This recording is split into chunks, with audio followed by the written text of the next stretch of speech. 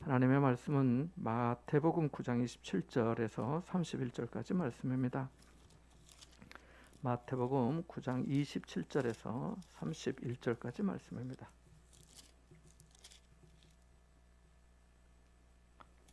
신약성경 14쪽인데요. 마태복음 9장 27절에서 31절까지 함께 봅니다. 같이 보겠습니다. 예수께서 거기에서 떠나가실새 두 맹인이 따라오며 소리질러 이르되 다윗의 자손이여 우리를 불쌍히 여기소서 하더니 예수께서 집에 들어가심에 맹인들이 그에게 나오거늘 예수께서 이르시되 내가 능히 이 일을 할 줄을 믿느냐 대답하되 주여 그러하오이다 하니 이르시되 너희 믿음대로 되라 하시니 그 눈들이 밝아진지라. 예수께서 엄히 경고하시되 삼가 아무에게도 알리지 말라 하셨으나 나가서 예수의 소문을 그 온 땅에 퍼뜨리니라. 아멘. 본문에 두 맹인이 나옵니다. 오늘 이렇게 페인트 작업을 해가지고 내일까지 해서 마치는데요. 보시다시피 이렇게 분진이 좀 많으니까 마스크를 좀 다 하시도록 그렇게 했습니다. 저도 조금 있었는데 금방 이렇게 뿌옇게 눈에 잘 안 보여도 많더라고요. 청소를 한번 다 해야 될 것 같아요. 우리 이 카페도 그렇고 여기도 그렇지만 무엇보다 주방에 이게 저희 목욕실에도 문을 다 닫아놨는데도 그 틈새로 엄청 많이 들어왔더라고요. 이게 싹 가라앉아서 저희가 좀 함께 시간을 좀 내야 되지 않을까 싶습니다. 자, 본문은 두 명인 예수님께 나와서 고침받은 이야기입니다. 예전 성경에는 소경이라고 되어 있었지요. 지금은 뭐 맹인이라 오늘 본문에 되어 있지만 나중에 성경이 한 번 더 개정이 되면은 아마 시각장애인 두 사람 이렇게 바뀔 수 있을 것 같습니다. 맹인이 어떤 상태인가요? 시각에 장애를 가진 사람입니다. 다른 말로 하면은 현재 눈병을 앓고 있거나 앓고 있는 그런 환자가 아니고 또 병이 진행되고 있는 것도 아니고 죽어가고 있는 것도 아닙니다. 그리고 몸이 아프고 쑤신 것도 아닙니다.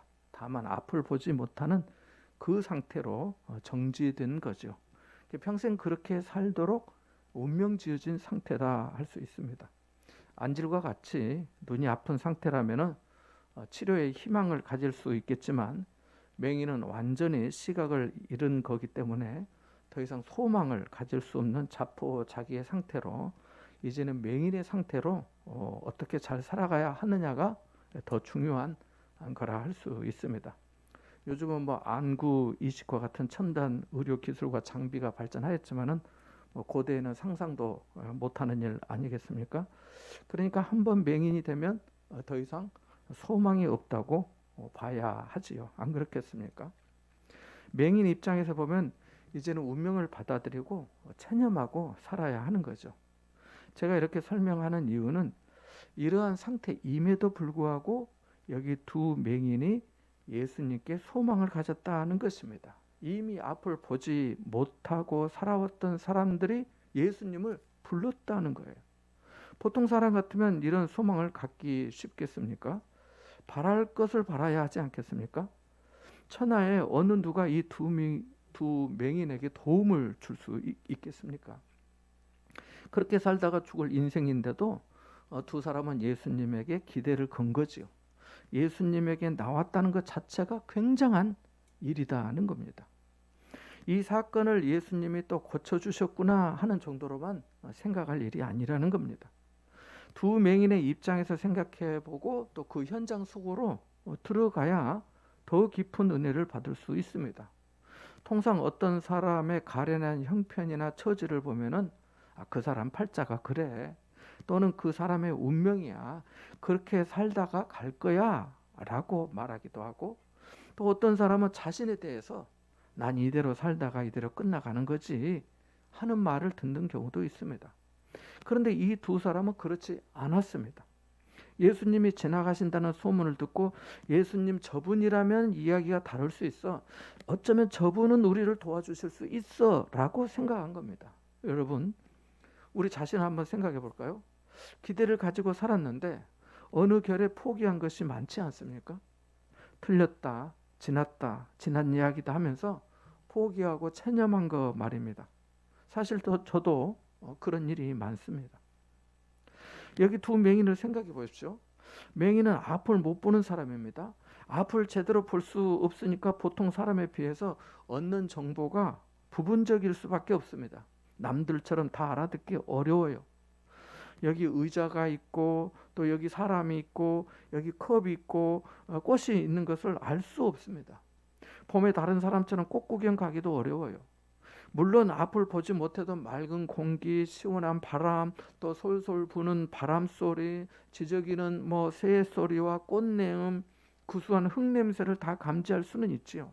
그래도 다른 사람에 비하면 맹인은 그런 모든 정보와 느낌을 부분적으로 밖에 알지 못합니다. 볼 수 없으니까 색깔이나 어떤 크기나 넓이나 밝음이나 어둠을 보통 사람처럼 느끼기 어렵다는 겁니다. 100번 묻는 것보다 한번 보는 게 낫다는 말처럼 보아야 확실히 알게 되는 것이 얼마나 많습니까? 도마도 내가 제자들의 말을, 동료들의 말을 들었지만 내가 보아야겠다고, 손을 넣어봐야겠다고 그렇게 말하지 않았습니까? 그래야 예수님의 부활을 믿겠다고 했잖아요.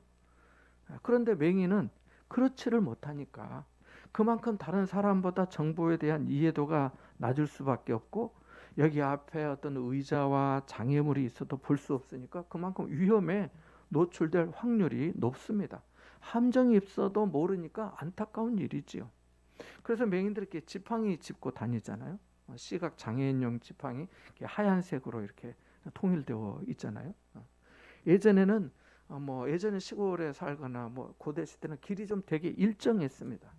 그래서 그 길을 따라서 지팡이로 더듬거리면서 가면 됐는데, 요즘은 자고 나면 새 길이 생기고 하니까 이 시각 장애인이 혼자 다닌다는 것은 정말 힘든 일입니다. 위험을 모르는 채 살아가야 하는 인생을 생각한다면 참 안타까운 일이 아니겠습니까? 앞에 놓여있는 큰 위험을 예감하거나 예지할 수 없다는 것이 얼마나 큰 불행인지 모릅니다. 예수님께서 영적인 맹인에 대해서도 말씀하셨는데요. 요한복음 9장에 보면 나면서부터 맹인이었던 사람에 대해 이야기를 하실 때 바리새인들에게 하신 말씀이 있잖아요. 너희가 맹인이 되었더라면 죄가 없었으려니와 본다고 하니 너희 죄가 그대로 있느니라고 하셨습니다. 육신의 시력은 있는데 영적인 시력, 영적인 시각이 없다는 거지요. 오늘날도 그렇지 않을까요? 영적인 맹인이 되어서 정보의 취득이 부분적이고 넓고 깊은 하나님의 말씀과 뜻을 알지 못해서 자기식으로 해석하여 자기 편한 대로만 받아들이는 교만한 고집이 그런 거 아니겠습니까? 바리새인들이 그러했잖아요. 자기들이 아는 율법, 자기식대로 해석, 자기가 가진 전통적인 지식을 마치 전부인 것처럼 착각하고 그것을 수호하려 했잖아요. 맞지 않으면 배제하고 배척하고 대적하면서 말입니다. 주님이 말씀하셔도 눈을 감아버린 거지요. 그래서 주님이 바리새인들에게 이 답답한 사람들아, 맹인 같은 사람들아, 차라리 눈이 어두웠다면 겸손하기라도 할 텐데 차라리 맹인이었으면 좋을 뻔했다. 너희는 육신의 눈이 멀쩡하지만 영적으로는 완전히 캄캄한 맹인이야 라고 하신 거지요. 맹인은 앞을 제대로 볼 수 없기 때문에 자기 앞에 구렁텅이가 있어도 알지 못합니다. 영적인 맹인도 마찬가지예요. 우리의 눈이 열리지 않으면 사망의 음침한 골짜기로 빠지기 쉽다는 겁니다. 우리가 이 시간 두 맹인에 대해 생각하는데요. 혹시 속으로 나는 맹인이 아닌데 라고 착각해서는 아니 되겠습니다. 오히려 어쩌면 내가 이 두 사람보다 더 불쌍한 맹인일 수도 있어 라고 생각하는 것이 우리에게 유익하고 은혜가 될 줄 압니다. 나에게 영적인 시각이 있는지, 영적인 통찰력이 있는지, 내게 신령한 지식이 있는지, 내가 하늘로부터 주시는 하늘 양식으로 채워지고 있는지, 주님이 나를 보시고 바르게 보고 있다고 여겨주실지 돌아보아야 할 것입니다. 아시다시피 고대 시대에서 이 맹인은 소외된 자였습니다. 성경에 나오는 나환자, 중풍병자, 또 한 손 마른 자 외에 신체적으로 장애나 연약함을 가진 사람들은 모두 다 사람 대접받지 못했어요. 가족 외에 누가 얼마나 이 사람들을 생각해 주겠습니까? 가족이라도 형편이 될 때 어느 정도 돌볼 수 있지, 멀쩡한 사람도 입에 풀칠하기 어려운 때에 이마저도 어렵지 않았겠습니까? 예수님 시대 정치적으로 안정기도 아니었고 경제적으로 호황기도 아니었습니다. 로마의 속국으로 살면서 세금을 따박따박 바쳐야 했습니다. 거지 바디메오 이야기가 있는 것을 보면은 당시에 거지도 있고 귀신 들려 미친 사람도 있고 나병에 걸려서 숨어 사는 사람도 있고 세상이 참 각박한 세대였습니다. 집안에 장애인이라도 한 사람이 있으면 누가 그 집과 사돈을 맺으려 하겠습니까? 그래서 어떤 집은 장애가 있으면 그 자식 있는 자식을 쫓아냈다고도 합니다. 그래야 남은 식구라도 살 수 있으니까요. 집을 나온 자들이 뭐 하겠습니까? 노숙하면서 구걸하며 거지로 사는 겁니다. 그래서 디메오의 아들 바디메오가 나온 거 아니겠습니까? 어쩌면 본문의 두 맹인이 그렇게 만났는지도 모릅니다. 그래서 이 불쌍한 두 사람, 소외당한 사람들끼리 많은 사람에게 손가락질 당하고 버림받은 사람들끼리 어울린 것으로 보입니다. 서로 도우면서 먹을 것을 얻어먹고 나누며 지냈던 것으로 보입니다. 중요한 것은 이 두 사람이 예수님을 찾는데도 상부상조했다는 거예요. 그 중에 한 사람이라도 아이 그만둡시다. 다른 사람들도 우리 생각 안 하는데 예수님이라고 다르겠어. 괜히 찾아갔다가 다른 사람들에게 또 비난이나 조롱받지 말고 그만둡시다 라고 했다면 오늘 같은 은혜가 있었겠습니까? 두 사람이 그래 가봅시다. 가서 간청해 봅시다. 사람들은 우리를 생각하지 않아도 예수님은 다를 수 있어. 예수님이라면 우리를 도와주실 거야. 말이라도 해봅시다. 언제 이런 기회가 또 올지 알아요? 한 거 아니겠습니까? 성경에 최소한 두 사람 이상 증인을 두라고도 하였는데요. 두 사람만 마음이 맞아도 큰 일을 합니다. 몇 사람만 마음이 맞아도 큰 일 한다고요? 두 사람. 여호수아와 갈렙이 그랬어요. 다윗과 요나단이 그랬어요. 다니엘과 세 친구들도 그랬잖아요. 모든 사람이 같은 마음이면 좋겠지만은 정말 선하고 옳은 일에는 두 사람만 마음이 맞아도 큰 일을 하게 되더라는 것입니다. 그 마음이 겸손하고 충성되게 끝까지 가기만 하면요. 전도서 4장에 두 사람이 한 사람보다 나으면 그들이 수고함으로 좋은 상을 얻을 것임이라고 했습니다. 전도서 4장 11절 12절에는 두 사람이 함께 누우면 따뜻하거니와 한 사람이면 어찌 따뜻하랴. 한 사람이면 패하겠거니와 두 사람이면 맞설 수 있나니 세 겹줄은 쉽게 끊어지지 아니하느니라고도 말씀하였습니다. 이 전도서의 말씀대로 본문의 두 맹인은 수고함으로 최고의 상을 얻은 거지요. 여러분에게도 이와 같은 은혜와 복이 있기를 바랍니다. 교회도 그렇습니다. 교회 규모와 상관없이 두 사람만 기둥이 되어도 든든히 서가는 경우가 많습니다. 그래서 빌립보 교회에 쓴 편지에 바울이 유오디아와 순두계에게 같은 마음을 품으라고 권면한 거지요. 여호수아와 갈렙도 한 마음이 되었으니까 그렇게 믿음의 보고를 했던 것입니다. 두 사람이 서로에 대해 시기와 분쟁 없이 마음을 같이 하였기 때문에 여호수아가 모세의 뒤를 이어 이스라엘의 지도자가 되었어도 갈렙이 따르고 서로 협력하면서 나중에 그러니까 이스라엘 정복 전쟁 하잖아요. 여호수아서에 보면은 다른 지역의 정복이 어느 정도 마친 후에 그때서야 갈렙이 얘기를 합니다. 지혜롭게 헤브론 산지를 약속한 대로 달라고, 이 산지를 내게 달라고. 그것도 다른 도움을 구하지 않고, 그러니까 여호수아와 이스라엘 백성들에게 부담 주지 않고 스스로 싸워 취했던 거 아니겠습니까? 손도 맞아야 일이 되듯이 마음이 맞아야 주님의 일을 더 잘할 수 있습니다. 본문의 두 맹인을 잘 보십시오. 27절 한번 읽어볼까요? 같이 봅니다. 시작. 예수께서 거기에서 떠나가실새 두 맹인이 따라오며 소리 질러 이르되 다윗의 자손이여 우리를 불쌍히 여기소서 하더니. 아멘. 예수께서 거기에서 떠나신다는 것은 앞의 이야기, 즉 회당장 야이로의 집에서 야이로의 딸을, 여기는 관원이라고 마태복음에 나와 있는데요, 관리라고 나와 있는데, 이 회당장 야이로의 집에서 야이로의 딸을 살리신 후에 떠나신다는 겁니다. 아시다시피 야이로가 예수님에게 찾아와서 무릎을 꿇고 12살 된 자기 딸을 구원해 달라고 했을 때 많은 무리가 따랐습니다. 가는 중에 12회를 혈루증으로 앓던 여인이 예수님의 뒤로 와서 그 옷에 손을 댔잖아요. 그렇게 하기만 해도 자기 병이 나을 거라는 생각이 있었기 때문입니다. 그 생각이 믿음이었어요. 그 순간 그녀의 병이 나았습니다. 지난번 이 말씀을 들을 때, 지난 수요 예배 때, 지난 주말 그 앞주에 제가 중요한 교훈을 강조하지 못했던 것이 있는데요. 그 이야기 중에 이 여인이 예수님에게 겉옷을 만질 때 치유가 되었는데 그것은 예수님의 능력으로 되었습니다. 마가복음 5장 30절에 보면 이렇게 말씀하거든요. 예수께서 그 능력이 자기에게서 나간 줄을 곧 스스로 아시고 라고 말씀하시거든요.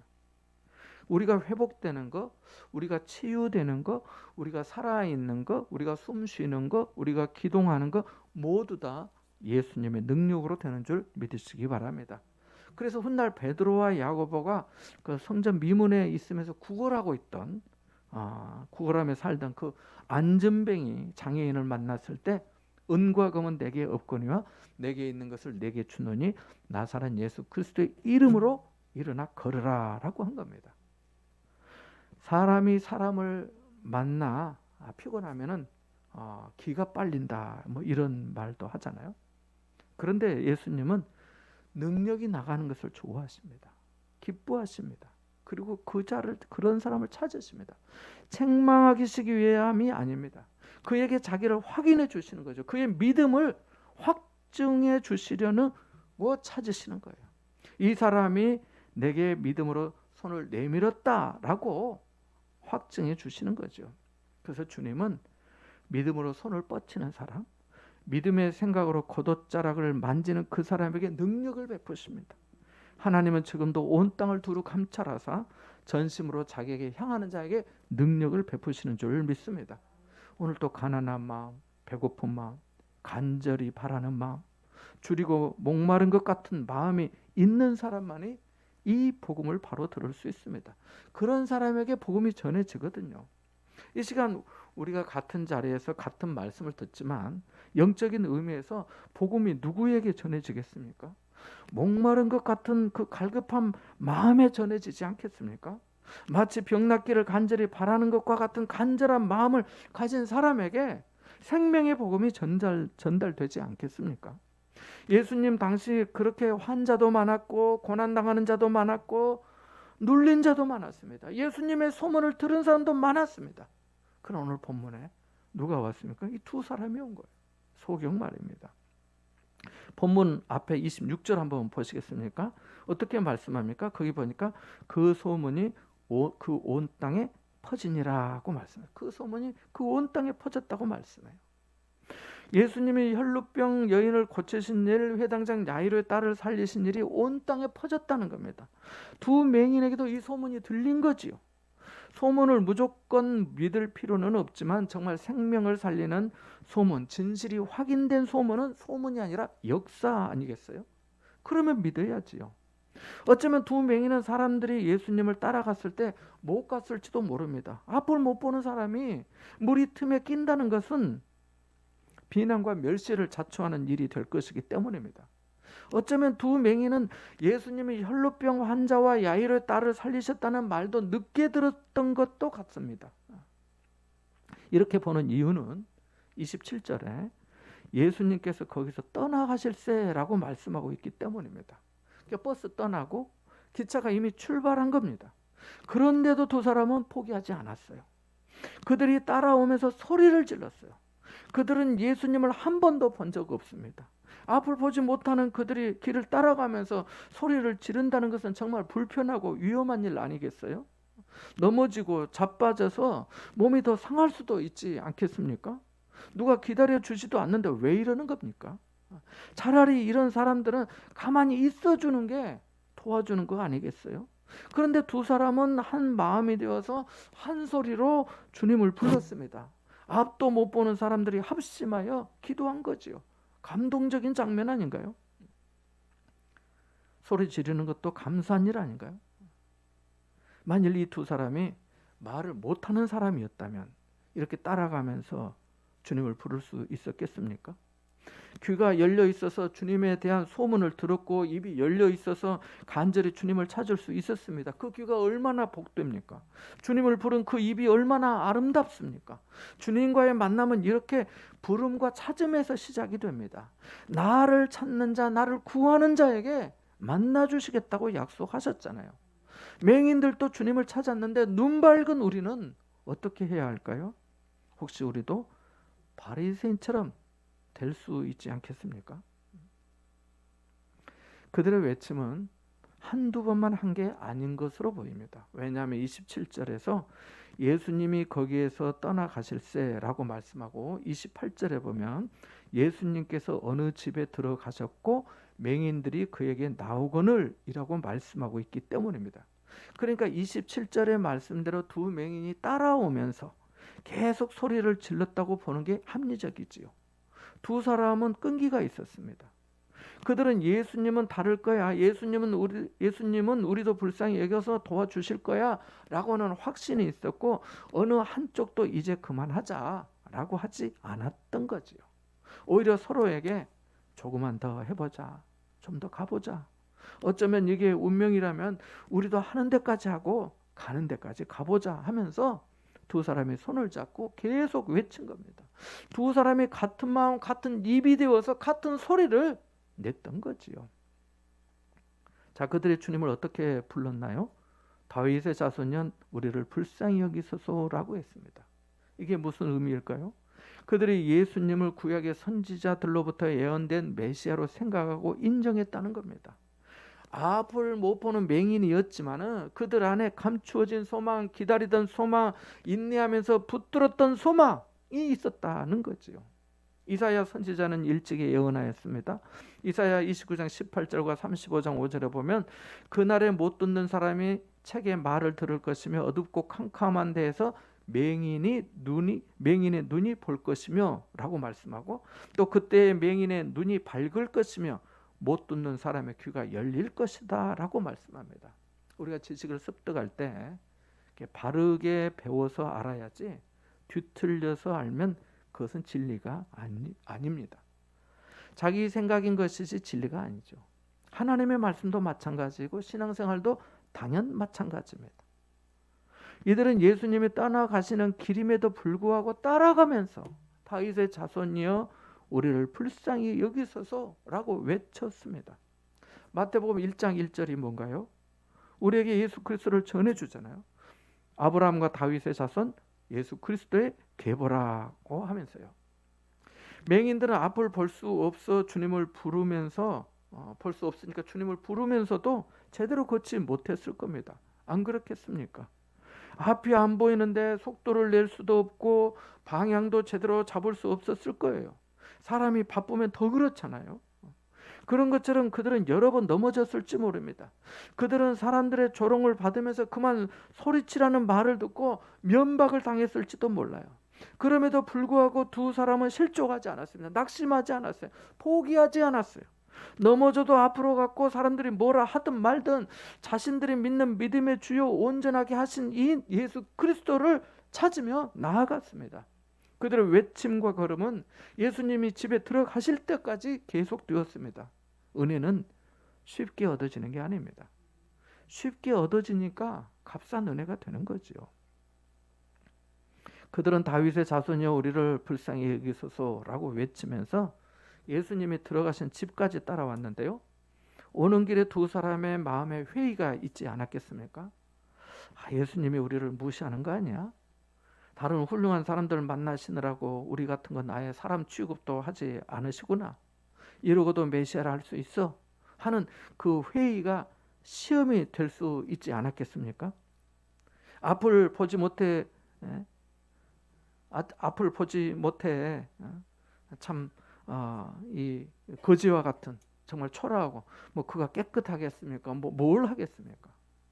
그 자신들을 보면서 생각하면서 자신들의 인생을 생각할 때 열등의식이 들지 않았겠습니까? 원망과 반발심이 생길 수 있지 않았겠습니까?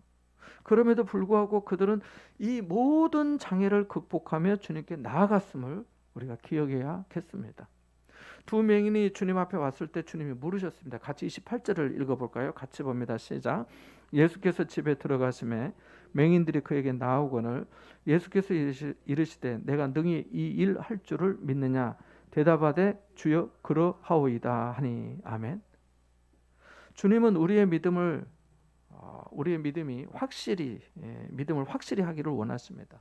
선물을 준비해 놓으셨으면서도 그것을 정말 받을 만한 믿음이 있는지 없는지 시험하시곤 합니다. 그래서 두 맹인에게 물으신 거예요. 내가 능히 이 일을 할 줄을 믿느냐고 말입니다. 아직 두 사람은 주님을 눈으로 보지 못하였습니다. 그들은 이제까지 주님에 대한 소문을 귀로 듣기만 하였습니다.